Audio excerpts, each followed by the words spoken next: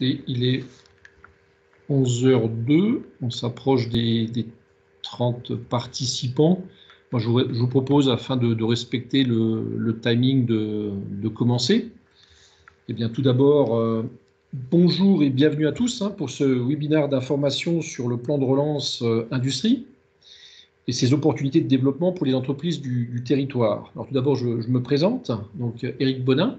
Donc, moi, je suis directeur industrie et développement durable CCI Alsace Eurométropole.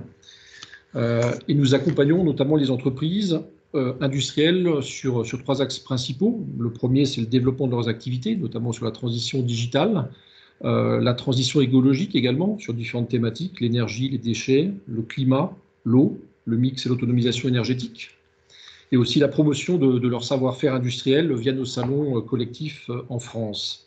Aujourd'hui, j'ai le plaisir d'être accompagné pour ce webinaire d'Alexandre Goetz, qui est conseiller d'entreprise transition énergétique, Jean-Marc Kolb, qui est directeur de l'économie numérique, et Laurence Simonin, qui est conseillère industrie, et qui vont aussi intervenir sur ce webinaire.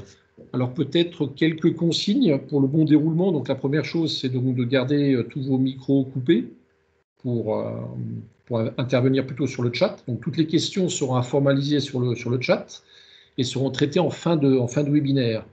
Et si vous avez vraiment des questions très importantes, donc possibilité d'indiquer également votre numéro de téléphone ou votre mail pour qu'on soit sûr de bien pouvoir revenir à vous par rapport à cette question. Un point aussi important, donc tout le support de présentation vous sera envoyé avec tous les liens dynamiques individuellement en fin de réunion. Et donc ce webinaire est aussi enregistré sous replay pour que vous puissiez le revoir, ou ceux qui n'auraient pas pu participer puissent y accéder. Donc voilà, donc l'objectif de ce webinaire, c'est vraiment de décrypter, de démocratiser le plan de relance, qui peut des fois être assez complexe à lire, afin que vous puissiez tous en bénéficier. En partant, on va partir au départ d'une vue d'ensemble avec les thèmes majeurs, les publics cibles, les grandes masses financières, parce qu'on parle quand même de 100 milliards d'euros, mais en se rapprochant après le plus rapidement possible des opportunités qui se présentent à vous, de manière concrète, des appels à projets, des dispositifs, des baisses de charges, des prêts, de l'investissement. Et donc plus précisément sur 2 thématiques qu'on va essayer de traiter plus en détail. Donc c'est l'engagement sur sa transition écologique vers un modèle bas carbone, ça c'est un point qu'on va détailler, et aussi accélérer sa transition numérique et aussi sa transition vers l'industrie du futur. Toujours en ayant conscience que les subventions sont toujours de belles cerises sur le gâteau à court terme, ce sont des opportunités. Et ce qu'on voudra aussi dans ce webinaire, c'est voir également de poser sa réflexion un peu sur le moyen terme, long terme, avec justement de la coopération locale et des experts thématiques qui seront mis en avant, pour que vous puissiez aussi les solliciter dans le prolongement d'investissements ponctuels, mais d'avoir aussi des relais locaux avec qui échanger ou des experts sur ces thématiques. En fin de webinaire, on vous donnera également quelques informations, des accès aux informations pour de la coopération locale, de la relocalisation de fournisseurs de proximité, par rapport à la transition écologique, par rapport à la transition numérique, mais aussi par rapport à la relocalisation industrielle, des filières stratégiques, des approvisionnements critiques et du sourcing de proximité dans nos territoires, qui est aussi une demande du plan de relance, comment dire, de réintégrer de la production et de plus coopérer en local. Et là, il y a vraiment des possibilités aussi sur ce point. Donc, au niveau de la présentation, donc le plan France Relance dans un premier temps. Donc, il y a 100 milliards d'euros qui sont investis, avec déjà 2 gros volets sur l'écologie, la transition écologique et la compétitivité. Donc, l'objectif est vraiment de réarmer, d'investir, d'appuyer dans nos territoires. C'est l'objectif de la relance. Et donc, ce déploiement, il se fait sur 2020-2022. Les publics cibles, donc, en ce qui nous concerne, donc déjà prioritairement les entreprises, avec différents leviers, des dispositifs d'aide, des appels à manifestation d'intérêt, des appels à projets, des allègements de charges et aussi des financements sous forme de prêts et d'investissements. Alors, sur les actions du plan à destination des entreprises, c'est ce sur quoi on veut vraiment focaliser ce matin. Donc, sur l'écologie, donc 30 milliards qui sont quand même mis à disposition des entreprises par rapport à une relance verte. L'objectif, c'est de construire une croissance durable et juste, économiser les ressources naturelles et émettre moins de CO2 pour protéger notamment la biodiversité. C'est un terme aussi qui vient assez régulièrement. Donc les grandes masses, on voit quand même qu'il y a 6,7 milliards sur la rénovation énergétique, des financements également sur la biodiversité, sur la décarbonation de l'industrie, avec des objectifs de zéro CO2 à 2030 pour pas mal d'entreprises, et aussi tout ce qui est promotion des technologies vertes, avec 8,2 milliards. Donc là, on voit déjà les grandes masses par rapport à l'écologie, donc ce sont quand même des sommes assez considérables. Pour détailler comment dire, dans ces axes, quelles sont les aides qui sont mises en avant, on peut en citer quelques-unes qui concernent vraiment l'industrie, dans la rénovation énergétique. Donc, la rénovation énergétique des TPE-PME, notamment par rapport à la consommation d'énergie, l'investissement dans le réemploi et le recyclage des matières, tout ce qui est déchets, la modernisation également des centres de tri, recyclage, revalorisation des déchets, également tout ce qui est sur mobilité, véhicules propres. Donc là, il y a des possibilités, notamment des dispositifs spécifiques sur des aides. Ensuite, par rapport à l'industrie, donc décarbonation de l'industrie en haut à droite. Ça, c'est vraiment une volonté forte avec également des plannings qui sont mis en place. Développer l'hydrogène vert, donc sans émission de CO2. Des fois en lien effectivement avec des sources comme les éoliennes. Le plan de soutien également des secteurs stratégiques comme l'aéronautique et l'automobile, qui sont particulièrement fléchés, on le verra tout à l'heure, Laurence pourra vous en donner 2-3 mots. Et tout ce qui est soutien au développement des marchés dans les technologies vertes, donc hydrogène, recyclage, décarbonation de l'industrie, ce sont vraiment les cibles premières. Et ensuite des aides aussi de BPI par rapport à des produits climat, pour aider également les entreprises à faire cette transition. Donc là, on est encore dans les grandes masses, mais on voit effectivement toutes les aides et appels à projets qui sont en lien avec l'industrie sur ce premier terme de la transition écologique. Sur la compétitivité, donc là, il y a également 34 milliards qui sont mis en place pour rétablir un peu la souveraineté économique, l'indépendance technologique. On le voit sur des secteurs comme l'électronique ou autres. Des nouvelles productions à forte valeur ajoutée sur le territoire, et ça se décline généralement en baisse d'impôts de production, dans des aides à l'investissement dans des technologies d'avenir, et la relocalisation aussi de la production industrielle dans les territoires. Donc les grandes aides sont vraiment orientées sur la fiscalité des entreprises, avec 20 milliards, donc baisse de fiscalité, financement des entreprises, tout ce qui est souveraineté technologique et résilience, il y a aussi 7 milliards qui sont mis en place, donc pour vraiment reproduire, relocaliser, donc des aides, mais on verra aussi plus tard des besoins de coopération et de bien connaître qui fait quoi en proximité sur le territoire. Donc sur la compétitivité par rapport aux entreprises, les axes principaux, donc des baisses de charges par rapport aux impôts de production, des prêts et investissements par rapport au renforcement aux fonds propres des entreprises, des aides également de Business France par rapport à l'export, même si actuellement l'export reste un peu compliqué, mise à niveau également numérique pour les TPE sous forme d'aide, et tout ce qui est effectivement souveraineté technologique par rapport à des technologies clés, notamment tout ce qui est numérique, cybersécurité, intelligence artificielle, santé, préservation de l'emploi R&D, ce qui s'inscrit aussi dans une logique plus de moyen long terme, d'avoir des équipes R&D qui peuvent créer de la valeur, et relocalisation des approvisionnements critiques, on va parler, ça peut être de l'électronique, de la mécanique, et relocalisation également, soutien aux projets industriels par des dispositifs d'aide pour favoriser de la relocalisation de certaines activités, plus le renforcement des fonds propres. Donc voilà un peu les principales actions de soutien par rapport à la compétitivité. Ensuite, il y a un troisième volet qui est la cohésion. Donc ce volet, il est vraiment complémentaire aux deux autres. On ne va pas forcément entrer dans le détail par rapport à ça. Ce qui est important, c'est la volonté donc de solidarité au sens large, solidarité entre les générations, entre les territoires et entre les entreprises et les Français.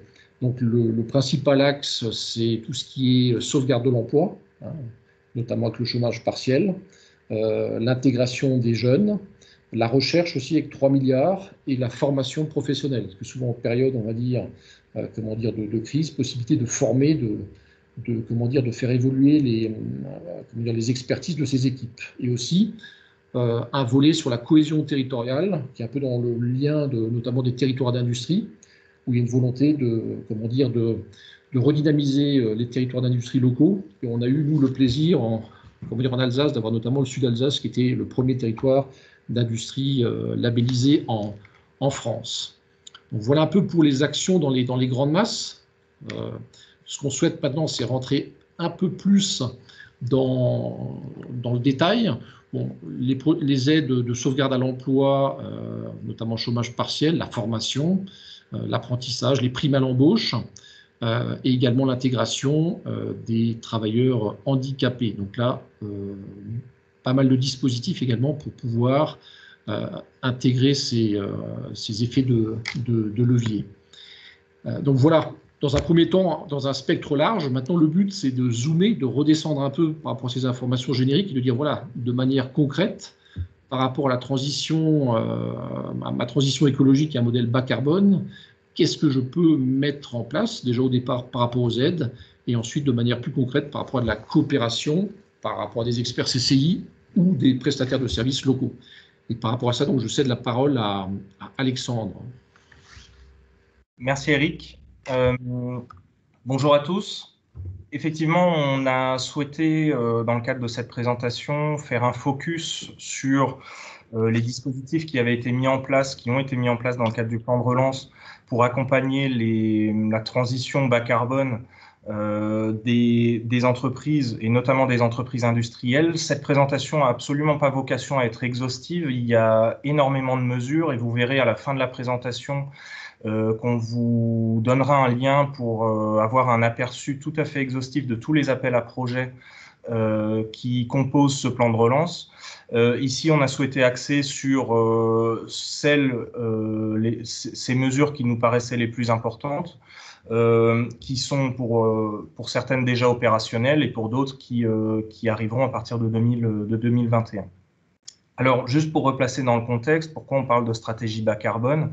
En fait, la quasi-totalité des dispositifs qui ont été déployés dans le cadre du plan de relance, en fait, accompagnent l'objectif de la France d'être neutre en carbone à horizon 2050. C'est ce qu'on appelle la stratégie nationale bas carbone.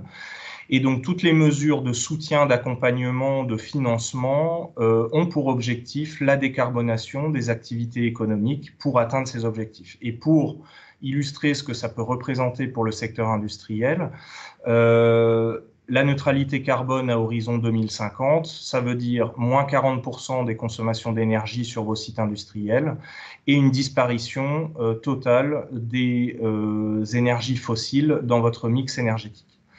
Aujourd'hui, l'industrie représente 20% à peu près des émissions de gaz à effet de serre en France. Donc voilà pour les objectifs, voilà pour la feuille de route. Et donc, j'ai dissocié les dispositifs qui étaient déjà opérationnels à date au moment où on se parle et les dispositifs à venir donc à partir de 2021. Vous voyez, les slides sont bien chargés, mais l'idée, c'est de vous les transmettre à l'issue de la présentation, que vous puissiez avoir un maximum d'informations sur les dispositifs. Donc, on a bien conscience que là, sur un webinaire et sur une présentation PowerPoint, ça peut faire un petit peu peur. L'idée, c'est pas de rentrer dans le détail de tous les dispositifs, mais c'est bien de vous donner un aperçu, un panorama. Et vous avez sur chacune des slides et chacun des dispositifs détaillés, systématiquement en bas à droite, le contact à la CCI qui peut vous accompagner sur ces projets, vous aider déjà sur les parties techniques, mais également derrière pour détecter, identifier à quel type de dispositif du plan de relance, mais également des autres dispositifs existants, vous seriez éligible. Donc le premier dispositif qu'on a souhaité détailler, c'est un crédit d'impôt qui est à destination des TPE-PME qui engagent des travaux de rénovation énergétique sur leur bâtiment ou sur leur appareil de production de chaud et de froid sur leur surface tertiaire, et qui sont soumis à l'impôt sur le revenu ou à l'impôt sur les sociétés. C'est un crédit d'impôt qui va couvrir un certain nombre de travaux, dont vous avez la liste au milieu de la slide. Donc je disais, ça concerne à la fois des opérations d'isolation du bâtiment, de rénovation des systèmes de production de chaud et de froid, de ventilation et de régulation de ces mêmes appareils. On ne s'intéresse ici qu'aux bâtiments tertiaires, voilà, et l'enveloppe est limitée à 25 000 €, donc le plafond, et 30% des dépenses éligibles. Ce qui est à noter, c'est que la plupart des dispositifs qu'on va détailler par la suite sont bien souvent cumulables avec d'autres dispositifs préexistants au plan de relance, et notamment c'est le cas ici, pour ceux qui connaissent, ce crédit d'impôt est cumulable avec les certificats d'économie d'énergie. Voilà. L'idée de ce crédit d'impôt, c'était de faciliter la réalisation de travaux sur les surfaces tertiaires, et notamment celles qui sont impactées, concernées directement par le décret tertiaire. Donc très rapidement, le décret tertiaire, c'est un nouveau décret qui impose à toutes les surfaces tertiaires, publiques ou privées de plus de 1000 m², d'atteindre des objectifs de performance énergétique avec des jalons à 2030, 2040 et 2050. Ces objectifs sont contraignants, des pénalités sont prévues par la loi en cas de non-atteinte de ces objectifs, et donc ces mesures-là viennent faciliter la réalisation de travaux de performance énergétique pour aider les propriétaires et les locataires à répondre aux impératifs du décret tertiaire. Vous avez sur la droite également, systématiquement sur toutes les fiches, les liens vers les dispositifs, les appels à projets, les pages sur lesquelles vous pouvez déposer vos dossiers. Voilà. Alors, simplement pour préciser, par rapport aux activités industrielles, puisque je parle de tertiaire depuis tout à l'heure, on considère également les surfaces tertiaires, et donc ce crédit d'impôt est éligible pour les TPE-PME industrielles qui disposent tertiaires individualisables sur leur site de production. Donc, soit c'est un bâtiment seul, soit c'est une partie de bâtiment dans un ensemble multi-activités. Voilà, donc vous avez la possibilité en tant qu'industriel, sur les surfaces qui hébergent des bureaux, de la logistique, du stockage, de la restauration, des magasins, de conduire des travaux de rénovation thermique qui sont éligibles à ce crédit d'impôt et au certificat d'économie d'énergie. Autre dispositif où là on va s'intéresser, alors c'est une subvention qui vise l'accompagnement de projets d'efficacité énergétique portés là pour le coup par des entreprises industrielles, donc qui exercent une activité manufacturière. Cette subvention, elle adresse des projets d'efficacité énergétique qui sont visés, qui sont détaillés dans un arrêté du 7 novembre 2020 et qui détaille 18 catégories de travaux éligibles. Ces 18 catégories, on va pouvoir les dissocier entre, d'une part, des travaux qui concernent l'installation de matériel de récupération de chaleur, ou de force. D'autre part, la mise en œuvre de solutions destinées à l'amélioration du rendement énergétique. Donc c'est tout ce qui concerne le contrôle, la régulation, le pilotage, la commande d'équipements. Et enfin, des travaux qui visent à la substitution des systèmes de chauffage fonctionnant aux énergies fossiles par des systèmes électriques, notamment comme l'infrarouge, l'UV, voilà, ou d'autres dispositifs de chauffage. Alors, quand je parle de chauffage, c'est chauffage process, hein. On n'est pas sur le chauffage des bâtiments. Les aides, selon la taille de l'entreprise et selon le type d'investissement, vont de 10 à 50% du montant éligible. Donc, il faut bien vérifier que vous êtes dans une de ces 18 catégories. Donc, sur l'annexe de l'arrêté, vous avez le détail de toutes les opérations éligibles.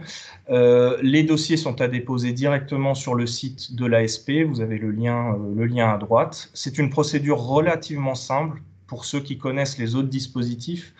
de financement de l'efficacité énergétique, celui-ci est relativement facile à solliciter, et donc je vous invite vraiment à le solliciter dès que possible.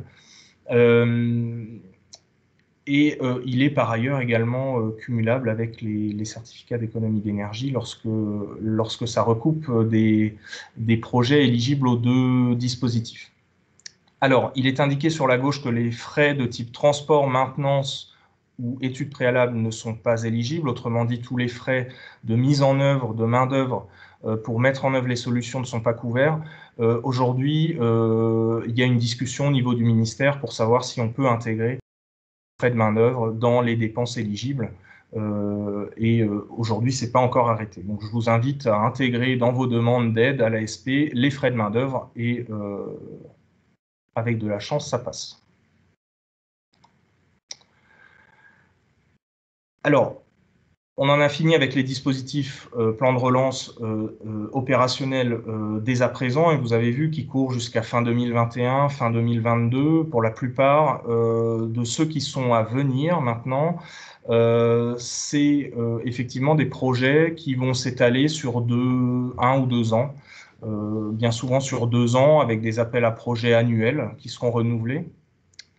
Alors, le premier vise à l'accompagnement des entreprises de type TPE-PME, notamment celles qui sont visées, encore une fois, par le décret tertiaire, partant du constat qu'en fait, ces entreprises-là, cette catégorie d'entreprises, bien souvent ne sont pas dimensionnées, ne sont pas staffées pour avoir en interne un référent énergie ou une personne qui va pouvoir conduire des projets de transition écologique ou énergétique. Et donc, l'État a souhaité mettre en place toute une batterie de mesures qui va permettre d'apporter du conseil, de l'accompagnement pour aller vers ces objectifs bas carbone et atteindre les impératifs réglementaires, notamment du décret tertiaire. Donc, c'est une enveloppe et une batterie de dispositifs dédiés surtout à des petites structures. Vous avez notamment le premier alinéa là au milieu, le premier paragraphe qui est dédié aux artisans commerçants. Alors, on n'a pas beaucoup d'artisans commerçants autour de la table aujourd'hui, ce n'était pas la cible visée, mais en tout cas, voilà, il y a une aide à l'accompagnement de projets pour les artisans commerçants. Il y aura des aides forfaitaires qui seront déployées également sur toutes les opérations de développement d'actions d'éco-conception sur des produits et des services, et également un accompagnement conseil et un accompagnement sous forme d'aide financière pour la transition écologique et énergétique des TPE-PME. Donc tout ça, c'est des appels à projets qui vont arriver à partir de 2021. Je vous invite à faire de la veille sur l'outil sur lequel on va vous rediriger en fin de présentation pour voir où en sont ces dispositifs, quand ils seront lancés, et accéder aux différents cahiers des charges. Aujourd'hui, on n'a pas plus de visibilité que ça par rapport à ces dispositifs. On sait juste que tout ça va être accompagné. On ne sait pas, on connaît les enveloppes globales que vous avez sur la gauche, mais on ne connaît pas encore les règles d'attribution.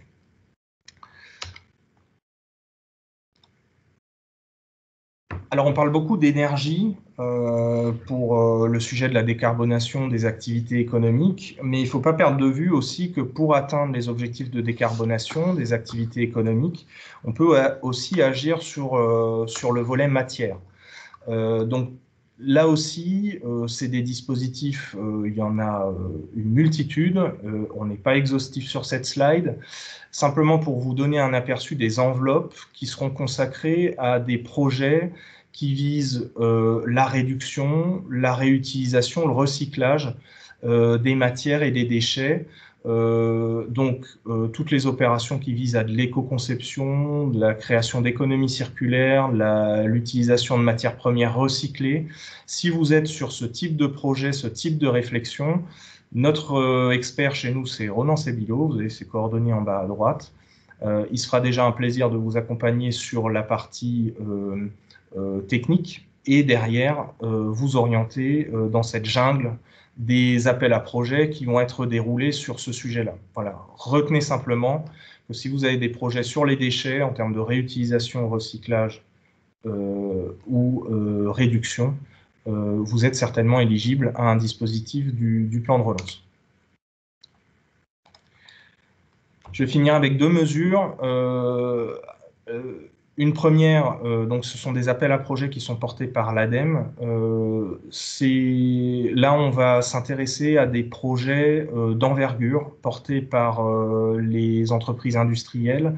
Donc, on va viser principalement des projets de plus de 3 millions d'euros d'investissement qui soit vont servir à améliorer l'efficacité énergétique des process ou des utilités dans l'entreprise, donc sur des grosses enveloppes, des gros projets. Donc, soit on veut réduire ses consommations d'énergie, auquel cas on est éligible au premier appel à projet qui est Indus EE.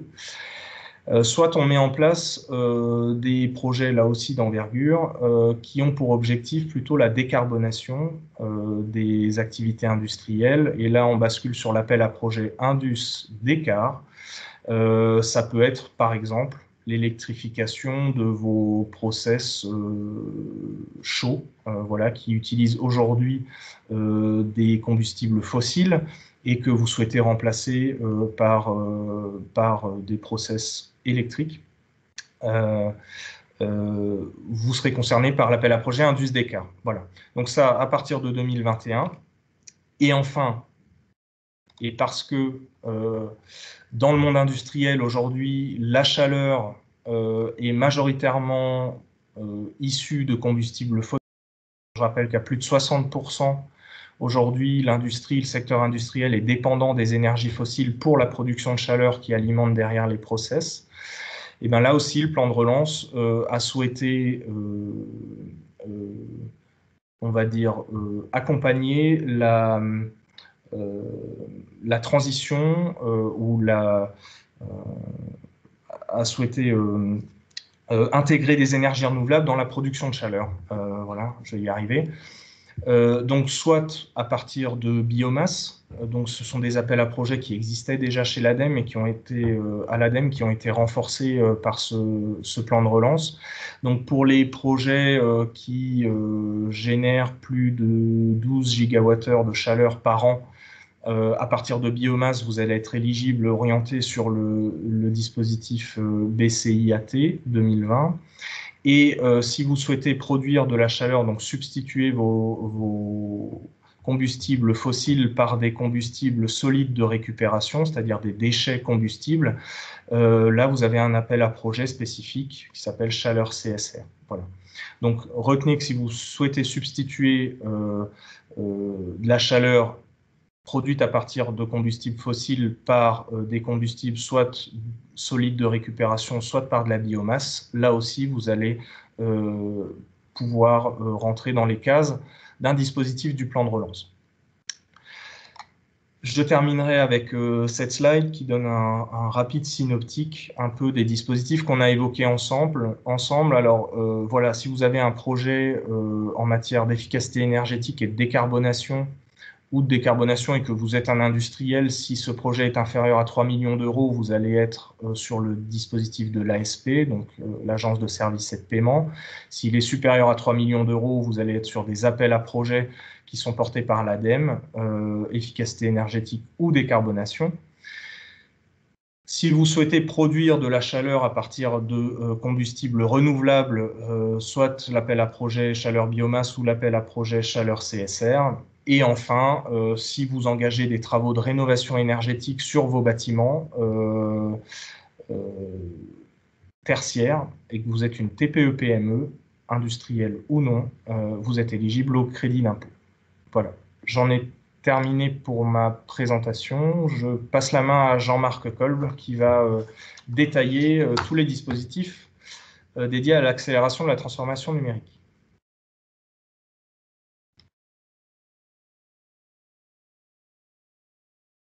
Le micro, Jean-Marc, ton micro est désactivé. Ouais, je disais, on va être un peu plus court sur la transformation numérique. Donc, les aides France Num, on va les retrouver essentiellement sur un portail qui évolue en permanence. Donc, moi, je vais faire un focus sur effectivement une mesure qui vise à accompagner les entreprises dans leur transformation numérique. pour développer leur activité au moyen du numérique. Donc là, on va pouvoir toucher l'ensemble des périmètres de l'entreprise, des offres au process interne, en passant par les RH, la data et le pilotage des projets. Un certain nombre de prestations gratuites, des diagnostics, des webinaires, des MOOC qui sont en train d'être produits. Il en existe un premier, hein, il apparaît sur la droite, ma TPE a rendez-vous avec le numérique, qui est disponible sur France Université Numérique. C'est gratuit, on peut le suivre à son rythme, c'est pas inintéressant quand on se pose des questions sur les opportunités du numérique pour l'entreprise. On va avoir accès également à des prêts pour investir dans sa transformation numérique qui peuvent être complémentaires de ce qu'a évoqué Alexandre, puisque souvent le numérique peut être un outil qui va permettre de gérer des projets dans d'autres domaines que simplement le numérique. Tout ça va passer initialement, généralement par un diagnostic qui s'appelle chez nous DigiPilote, et qui va permettre de faire le point vraiment sur ces 5 axes que sont la transformation des offres, l'organisation interne, les processus RH, la data en général et le pilotage des projets numériques. Les prêts France Num vont s'adresser essentiellement à des entreprises de moins de 50 salariés et de moins de 3 ans. D'autres dispositifs de financement sont disponibles également auprès de la BPI et sont souvent possibles en complément de prêts bancaires. Beaucoup d'établissements bancaires vont proposer dès cette fin d'année et début d'année prochaine des prêts bancaires spécifiques à la transformation digitale pour les entreprises. La première étape étant effectivement de passer idéalement par notre réseau pour accéder à ce diagnostic DigiPilote qui va permettre ensuite d'identifier les projets, de les piloter et de trouver les financements adéquats. Un deuxième point qui va commencer à devenir d'actualité pour un grand nombre d'entreprises, c'est la prise en compte de l'intelligence artificielle. Donc l'objectif est de permettre aux entreprises d'intégrer des solutions d'IA dans les process, bien sûr pour gagner en efficacité, en qualité, en compétitivité. Alors, IA Booster, le dispositif est en train d'arriver, il s'adresse aux PME et aux ETI, et les détails du processus sont connus début 2021. Aujourd'hui, il est possible que vous ne vous sentiez pas concerné par l'IA. Néanmoins, il faut vraiment prendre en compte que l'IA va vous impacter d'une manière ou d'une autre, soit du fait d'une demande de certains de vos clients, soit du fait de la pression de certains fournisseurs qui vont eux-mêmes déployer de l'IA et qui vont vous proposer du coup d'en profiter dans la mise en œuvre des produits ou des services qu'ils vous fournissent. Donc aujourd'hui, la vraie recommandation, c'est vraiment de mettre en place une veille autour de l'IA en s'intéressant aux usages de l'IA dans vos secteurs d'activité, en surveillant les impacts de l'IA sur vos process de production éventuellement, en regardant vraiment ce que peuvent faire vos concurrents et en identifiant un potentiel pour vos clients. Cette veille, à la CCI, on est capable de vous accompagner pour mettre en place quelques axes de veille et à ce moment-là, pouvoir identifier le bon moment pour mettre en place un projet IA et bénéficier à ce moment-là d'un accompagnement dans le cadre d'IA Booster. Il y aura probablement d'autres dispositifs qui vont arriver encore dans les temps futurs. Mais vraiment, le point d'entrée pour vous doit être DigiPilote, qui est vraiment l'outil qui va vous permettre de faire le point sur les 5 axes que j'ai déjà nommés. Je reviendrai en fin de webinaire pour parler de l'identification de prestataires et de partenaires. Voilà pour le numérique. Merci Jean-Marc. Oui, donc moi je vais continuer concernant l'outil productif. Donc on va essayer de mettre un petit peu focus sur 3 mesures principales qui ont été mises en place par l'État.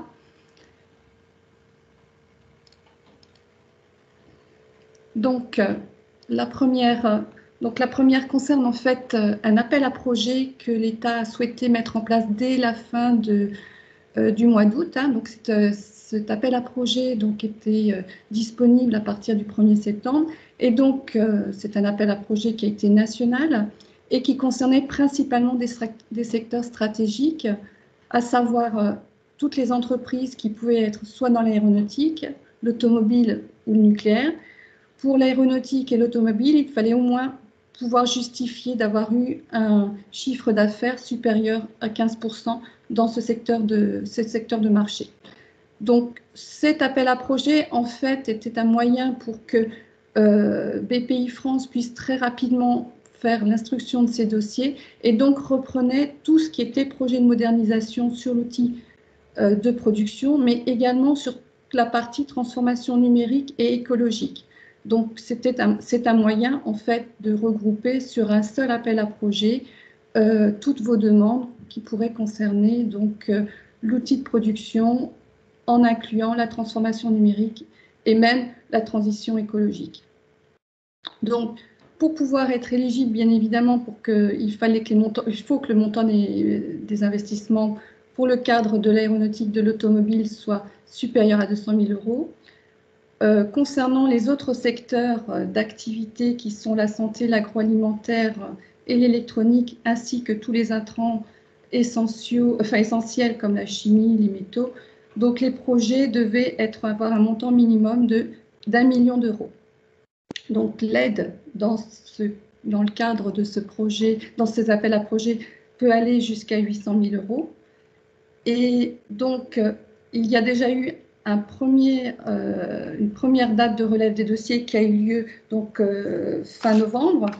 Et Madame la ministre Agnès Pannier-Runacher a précisé en début de semaine qu'il y avait déjà eu plus de 6500 dossiers qui ont été ouverts. 3500 ont été complétés. 2 tiers concernent déjà des PME. Donc, pour l'instant, sur ces 3500 dossiers, donc 520 projets ont été retenus concernant 500 millions d'euros d'aide. Donc, dans l'enveloppe actuellement qui était prévue de ces appels à projets, donc 550 millions est prévu donc pour soutenir ces appels à projets. Donc, actuellement, donc l'enveloppe est quasiment consommée. Donc, on a eu comme information qu'il y aurait 250 millions d'euros qui vont être ajoutés par anticipation des crédits sur 2021. Donc, ces appels à projets, donc la prochaine relève, ce sera donc le 6 janvier. Il y en aura une seconde le 31 mars et la dernière le 1er juin 2021. Donc, bien évidemment, il faut que ce soit des projets qui soient matures, puisqu'il y a une sélection. Et donc, ces projets sont pris bien évidemment au fil de l'eau et jusqu'à la date de clôture. Et donc, il faudra, en fonction de l'épuisement des moyens financiers, donc, il se peut que toutes les demandes ne soient pas prises en compte. Autre possibilité également, c'est que cela concerne en fait un autre titre d'appel à projet qui concerne le volet territorial. Donc là les entreprises qui sont concernées, ce sont donc aussi bien des entreprises toujours industrielles, mais ça peut être également un groupement d'entreprises, des associations et également des établissements de formation. Donc là, les projets ciblés sont prioritairement tous les investissements industriels qui auront un fort impact territorial. Donc, il faut pouvoir justifier que votre projet maintient, crée de l'emploi, permet de la résilience économique, des perspectives d'amélioration de compétitivité et également des notions de développement de solidarité seront pris en compte. Donc, pareil, ce genre de dossiers donc, doivent être déposés là, au niveau, il y a donc sur la droite, vous verrez donc de notre présentation, nous avons donc des liens par rapport à chaque région et donc seront examinés à la fois par BPI France, mais également par les préfectures de région et les conseils régionaux. Troisième possibilité également de soutenir l'industrie, c'est l'aide à l'investissement de transformation vers l'industrie du futur.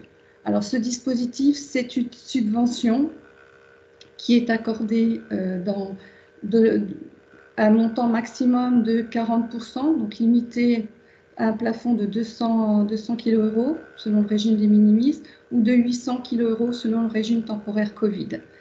Donc, dans ce cadre-là, l'aide, pour pouvoir être éligible, il faut être une PME, TPE ou ETI industrielle, et pour que votre bien puisse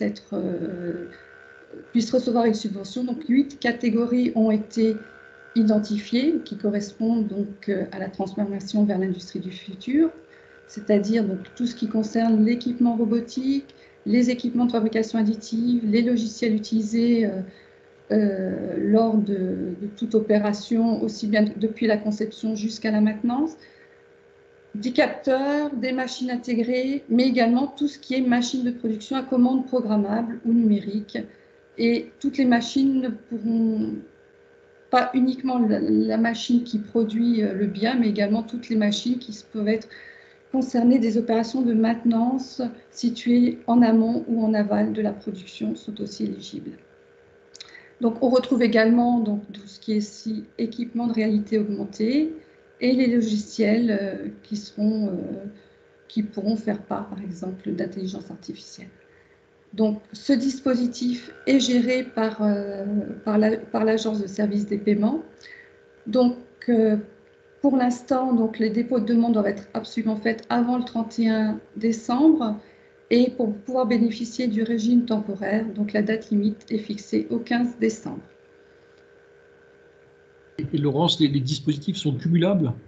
Oui, dans la limite du régime des minimis ou du régime temporaire. Tout dépend comment quels seront déjà les montants qui vous seront accordés par rapport à d'autres dispositifs. Donc, je rappelle qu'en fait, c'est bien dans le cadre de l'investissement, donc de ce type d'investissement, donc c'est bien le prix du matériel qui est pris en compte, ainsi que tout ce qui est frais de conseil liés à la programmation, la mise en service et la formation. Et contrairement aux appels à projets, il n'y a pas de montant minimum d'investissement.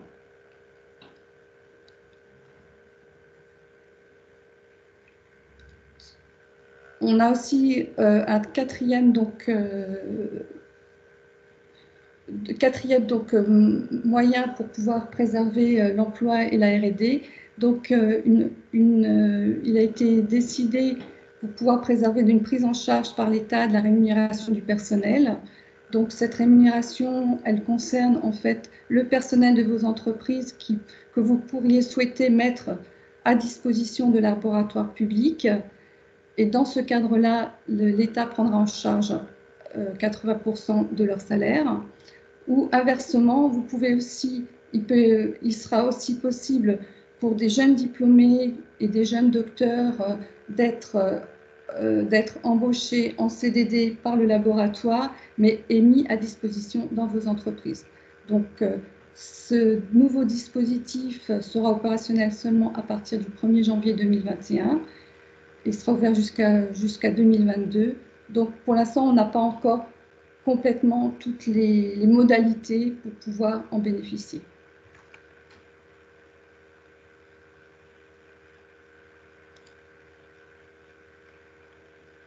Merci Laurence pour ces précisions. Et ce qui est important effectivement pour l'investissement productif, donc il n'y a pas de montant minimum, donc il y a vraiment des opportunités sur les aides contexte Covid qui se rajoutent. Donc il faut vraiment essayer de les saisir. Alors là, on a pu voir dans le déroulé de ce webinaire le premier volet qui est effectivement le processus global.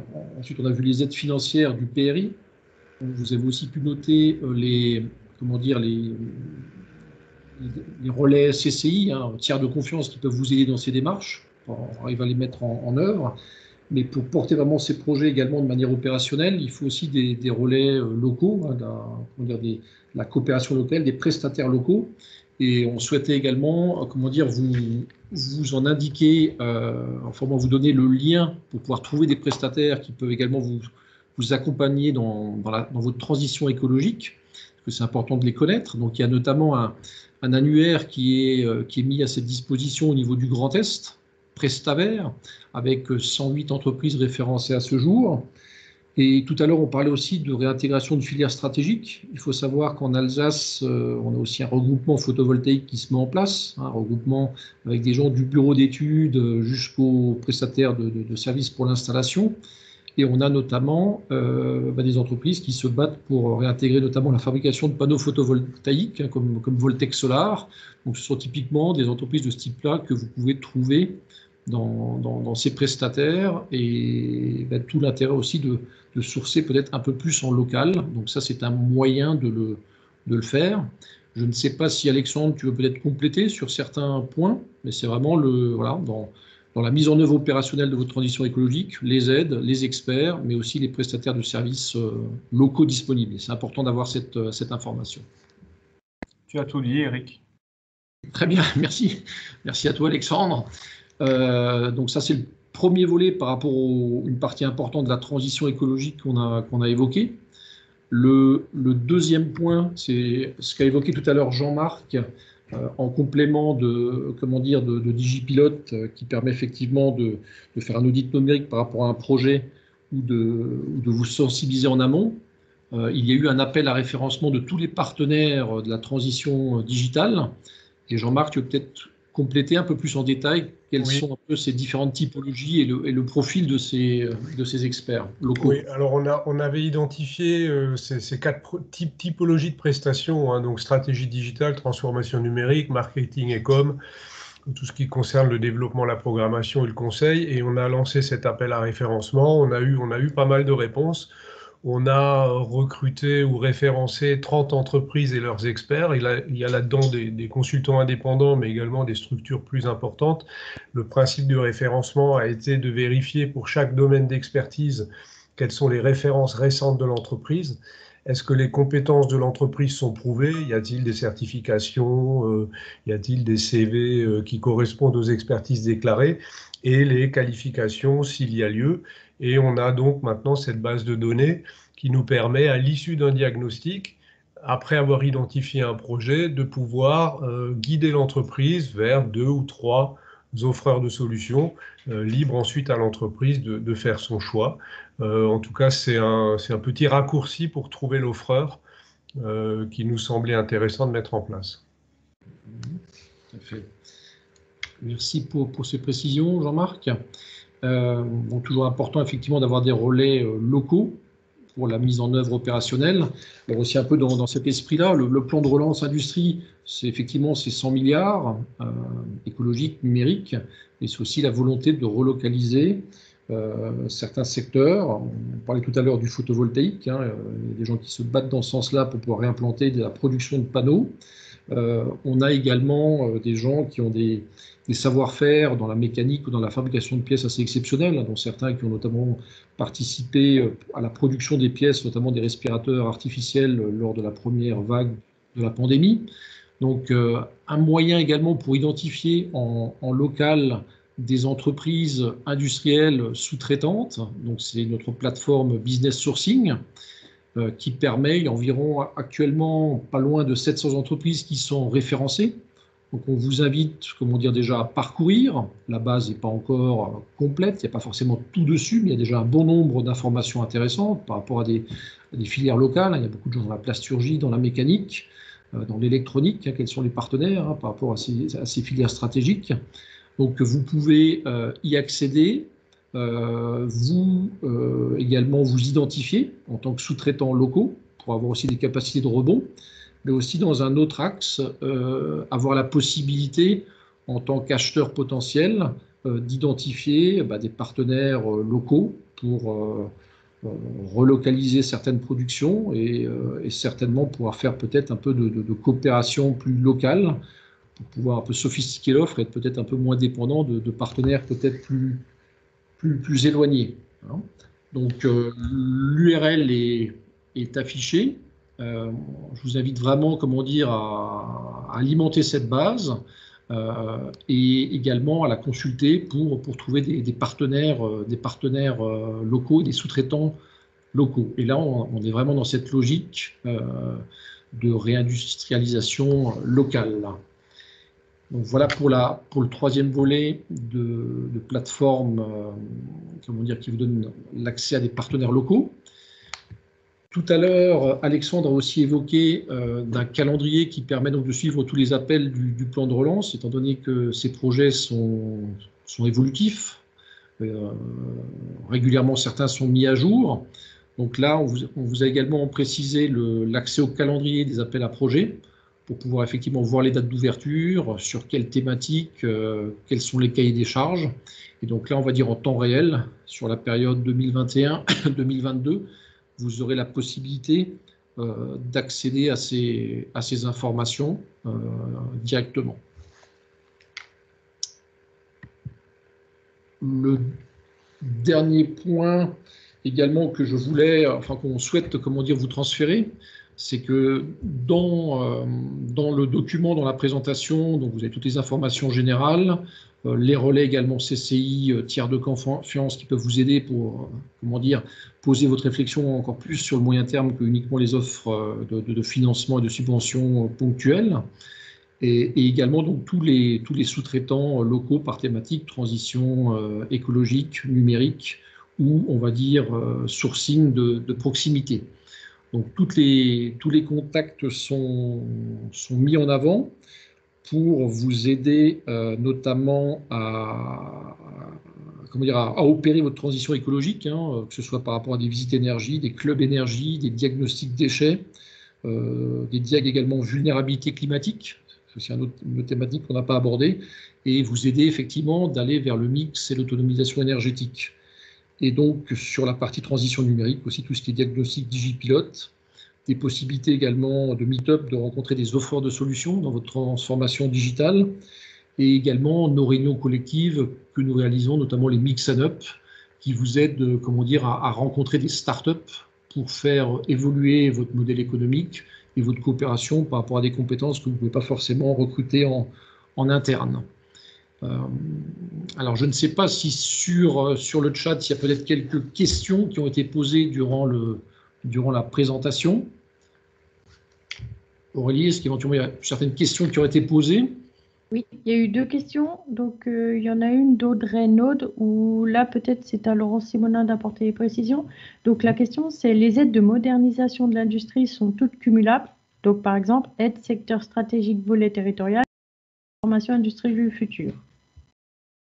Laurent, je te laisse activer ton micro pour répondre à cette question. Oui, donc en fait, c'est pas dans ce sens-là. En fait, vous pouvez déposer différents appels à projets. En ce sens-là, vous aurez tout à fait la possibilité, si les assiettes, en fait, tout dépend ce que vous allez mettre dans vos appels à projets. Donc, vous pouvez très bien déposer un appel à projet territorial et un appel à projet national, si ça concerne des projets qui sont différents. En revanche, normalement, je dirais que si vos montants sont inférieurs, on va dire, sont supérieurs à 200 000 euros, vous pouvez passer par l'appel à projet. Sinon, vous pouvez aussi passer par la modernisation. En fait, quand on parlait de cumulable, c'était principalement par rapport à d'autres demandes d'aide, et notamment par rapport à l'aide de Grand Est Compétitivité la région, qui dépend, elle, du régime des minimis. Donc, je dirais que l'aide est cumulable dans le sens où elle dépend à la fois de l'État et de la région Grand Est. Maintenant, vous ne pouvez pas faire une demande en même temps sur un appel à projet et sur une aide modernisation. Ça, ce n'est pas possible. Très bien. Merci Laurence. Aurélie, peut-être Oui, donc question. Il y a une deuxième question. Alors, ces aides sont-elles uniquement disponibles pour la région Grand Est, ou est-ce que c'est une démarche nationale accessible dans d'autres régions de France, par exemple la région Île-de-France? Est-ce qu'il y a des aides donc, dans ce qui a été présenté qui ne seraient pas applicables là-bas? Qui veut répondre? Enfin, les aides, elles sont au niveau national. Elles sont au niveau national.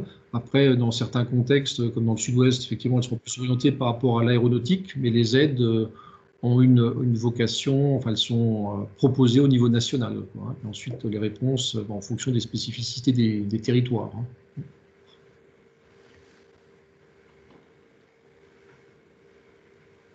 Est-ce qu'il y a encore d'autres questions?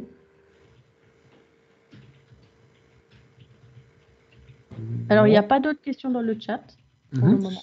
Mais alors, voilà, même s'il n'y a pas de questions dans le chat, nous, comment dire, je vois il est quasiment l'heure, peut-être juste pour donner des éléments de conclusion.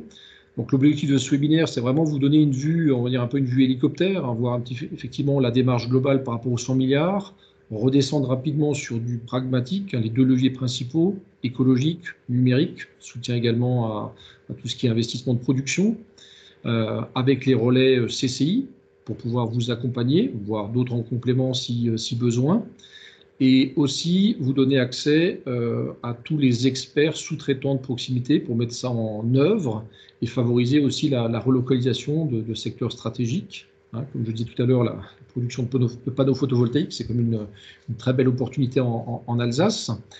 Donc, par rapport à ça, j'espère qu'on a pu répondre à cette demande et un peu décrypter, comment dire, ce programme qui est ambitieux, qui est avec des sommes quand même très très importantes, et revenir vraiment de manière très pragmatique sur ce qui peut être fait sur le court terme, le moyen et long terme. Donc, en information peut-être complémentaire par rapport à des questions qui pourraient être posées, donc vous aurez accès au replay de ce webinaire via un lien URL. Le support de formation également vous sera transmis en format PDF avec tous les liens dynamiques pour pouvoir effectivement se rendre directement sur le site de l'ASP par rapport aux aides, ou le site de l'ADEME, ou tous les sites qui ont été évoqués. Et en complément, comment dire, nous restons disponibles par rapport à tous les contacts que vous voyez sur le dernier slide pour vous accompagner sur les deux leviers principaux qu'on a présentés, la transition écologique et la transformation digitale. Écoutez, j'espère qu'on a été suffisamment clair et complet. Merci aux intervenants qui m'ont accompagné dans ce webinaire, et on reste à votre écoute dans le prolongement. Vous avez nos coordonnées, et je vous souhaite à tous un excellent appétit et à votre écoute pour toute information complémentaire sur ces sujets. Merci à vous. Au revoir.